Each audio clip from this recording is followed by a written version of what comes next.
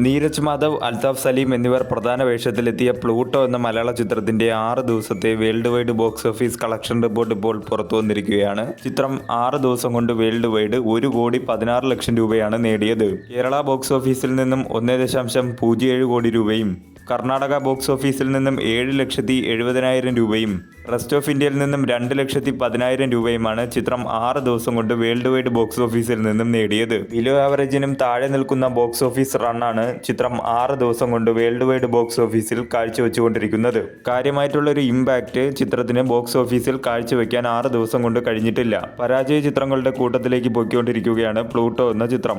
ആദ്യ ദിനം മുതൽ 6 ദിവസം വരെയുള്ള ചിത്രത്തിന്റെ ഡൊമസ്റ്റിക്കിലെ കണക്കുകൾ എടുത്താൽ ആദ്യ ദിനം 23,80,000 രൂപയും രണ്ടാം ദിനം 17,80,000 രൂപയും മൂന്നാം ദിനം 22,10,000 രൂപയും നാലാം ദിനം 29,30,000 രൂപയും അഞ്ചാം ദിനം 12,30,000 രൂപയും ആറാം ദിനം 11 ലക്ഷം രൂപയുമാണ് ചിത്രം 6 ദിവസം കൊണ്ട് ടോട്ടൽ ഡൊമസ്റ്റിക്കിൽ നിന്നും കളക്ട് ചെയ്തത്.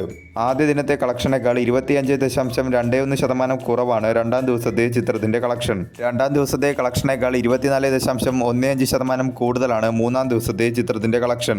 മൂന്നാം ദിവസത്തെ കളക്ഷനേക്കാൾ 32% കൂടുതലാണ് നാലാം ദിവസത്തെ ചിത്രത്തിന്റെ കളക്ഷൻ.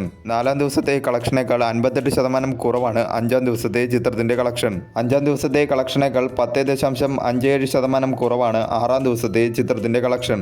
കേരള ബോക്സ് ഓഫീസിൽ നിന്നും ചിത്രത്തിന് ഒരു നെഗറ്റീവ് പ്ലസ് മിക്സഡ് ആയിട്ടുള്ള റെസ്പോൺസ് ആണ് നേടിയെടുക്കാൻ സാധിച്ചത്.